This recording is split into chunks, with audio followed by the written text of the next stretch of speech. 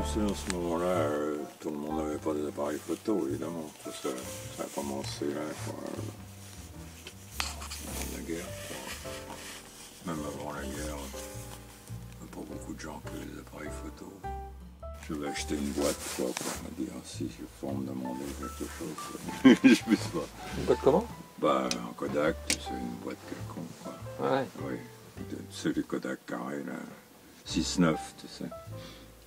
Ah, t'avais mis le Leica dans le boîtier d'un Kodak? Non, mais enfin, pour pas que les gens voient que je développais des photos, enfin que je bricolais avec un truc allemand, quoi. Ah ouais. Ah, tu l'avais camouflé plus ou moins avec une boîte en carton, quoi. Oui, Ah ouais. oui, aussi, oui. D'abord, au début, je l'avais caché dans un tronc d'arbre creux, je l'avais enveloppé dans une chambre à air, tu sais, de voiture, et puis je l'avais... Parce que les Allemands sont venus perquisitionner, hein, chez moi. Ouais, parce que tu avais fait un travail d'électricien Oui, chez travaillé, les Allemands. J'avais travaillé là. Et ils t'ont soupçonné, Oui, alors ils avaient soupçonné tous ceux qui sont passés. tous les gens qui avaient travaillé, quoi, à peu près à cette époque-là. Ah oui. Donc ils sont venus. Mais heureusement, l'interprète qu'ils ont servi d'interprète, c'était un Alsacien, donc qui parlait bien allemand, donc c'est lui qui était interprète, quoi, pour les Allemands. Mais lui, il me connaissait bien, évidemment, je travaillais toujours au château chez lui, tout ça. Enfin, je lui ai pas dit quand même que c'était moi. Enfin, parce qu'on sait Il aurait jamais, été on sait étonné. Hein. jamais, oui. Enfin, Il t'a couvert oui. sans savoir que ça pouvait être toi. Alors, heureusement, là, ils ont pas trouvé l'appareil. Donc, Et l'arbre, il était où? Dans le jardin de tes parents? ah oui, bah oui, ça, on avait une grande cour, tout ça, c'était une ancienne cour de ferme, quoi, une petite ferme. Ça aurait été chaud pour toi, hein, Alors, tu sais, je savais pas me servir d'un appareil comme ça, hein, tu sais, je n'en avais même jamais vu, tu sais. J'avais pas la mode d'emploi. T'as regardé sur Google? Hein? T'as regardé sur Google? Non, mais j'ai un copain qui a écrit à, je sais plus où, à Paris, tout ça. Enfin bref, il a eu, Mode d'emploi? on a eu la notice et mode d'emploi, tout ça. Alors j'ai acheté des films en bobine de 50 mètres, je sais pas quoi. Puis on rechargeait les chargeurs, tu sais, à ce moment-là, on pouvait recharger on les achetait comme ça, quoi. Et puis j'avais une boîte là, tu sais, en zigzag là, pour enfiler les fils dedans, le film, et puis le liquide, le révélateur, tout ça. Une lampe rouge, et puis un peu d'eau pour laver les... J'avais installé ça sous l'escalier, parce qu'on n'avait même pas l'eau courante, mais enfin, j'avais installé ça sous un escalier, ça...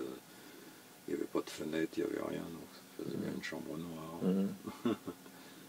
Et je développais, alors je m'étais fait un agrandisseur, que j'ai là encore, il est là, avec soudé des tubes, là, tout ça, un truc, un montant là. Et puis alors j'avais acheté ça, on pouvait acheter ça sur les magazines de photographie, quoi. Ça s'appelle un condenseur, quoi, pour condenser la lumière, c'est une espèce de grosse lentille. Et puis j'avais fait un support et tout. Il faudra que je te le montre. Ouais. Je crois qu'il est encore là dans le garage, du côté de Greg. Il devrait être là. Je faisais des agrandissements, quoi. Un peu de tout. Ça devait étonner tout le monde, non? Ouais. Même au début que je travaillais aux USL, là, au Havre, la compagnie de navigation américaine, je développais même des photos pour le personnel, là, ou même le directeur des USL au Havre, B.B. Baxton, le directeur des USL au Havre. Et je développais ses photos aussi. Et puis il y a un copain là qui faisait pas de photos encore, puis je sais pas, ça l'avait intéressé, donc il était venu chez moi, j'avais appris à faire des photos. Puis quelques années après, il avait un magasin de photographes. Ouais, c'est bon. Ouais. Ah, puis je faisais des genres de photocopies aussi. À ce moment-là, il n'y avait pas les photocopieuses, tout ça comme maintenant. Et puis j'avais fait aussi des... Oui, je photographiais, si tu veux, des documents, quoi, que j'avais, à partir de... J'attachais l'appareil sur mon agrandisseur, tu sais, puis tout ça. Et puis je faisais des... Je n'avais fait pour les USL. Parce que quand on imprimait des bulletins, à ce moment-là, parce que j'étais chargé de ça, puis du courrier aussi, tout ça, on imprimait des trucs. Alors là, je ne sais pas si tu as entendu parler de ça, c'était une genre de machine, on écrivait avec, il tapait à la machine, si tu veux, avec une certaine encre, là. Puis alors ça passait dans des rouleaux, puis c'était de la cire, je crois. Alors ça s'imprégnait dans la cire, et puis alors tu passais autant de copies comme tu voulais, quoi. Je ne sais pas comment ça s'appelle, ce procédé-là. J'en ai encore quelques-uns, des choses qu'on a imprimées comme ça, des bulletins, là. Parce que quand un bateau était signalé, si tu veux, il fallait envoyer toute la notice à tous les industriels ou les commerçants qui étaient intéressés ou qui avaient des voyages, et puis au service du sémaphore pour qu'ils envoient le pilote, enfin tout ça, pour qu'ils envoient tout ça. Il fallait imprimer toujours des bulletins, puis en vélo, je les distribuais partout, quoi, dans les maisons, dans les banques, dans tout ça, quoi. Malheureusement, c'est devenu le débat, quoi. Les avions ont commencé, alors à ce moment-là, beaucoup de trafic passager, quoi. Sans ça, je débuté comme ça, mais après, je devais être dans le service opération.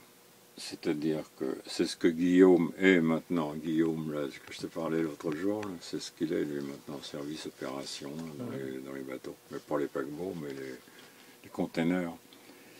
Alors là, il arrive un bateau, par exemple. Alors là, t'accompagnes le pilote, quoi. Tu vas à bord chercher les papiers, et tout ça, la liste des passagers ou la liste du matériel, enfin tout ça.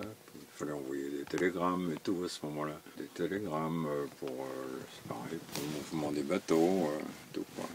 Ça aurait été intéressant. Mais moi, je travaillais là. Puis alors après, je travaillais quelquefois pour les passagers, quoi, pour aider un peu. Alors là, c'était bien. On allait là sur les paquebots, là, le soir aussi bien, dans la nuit, tout ça. Je faisais beaucoup d'heures supplémentaires, quoi. C'était cool. Et finalement, j'ai quitté ça. Le voyage n'a pas coûté cher.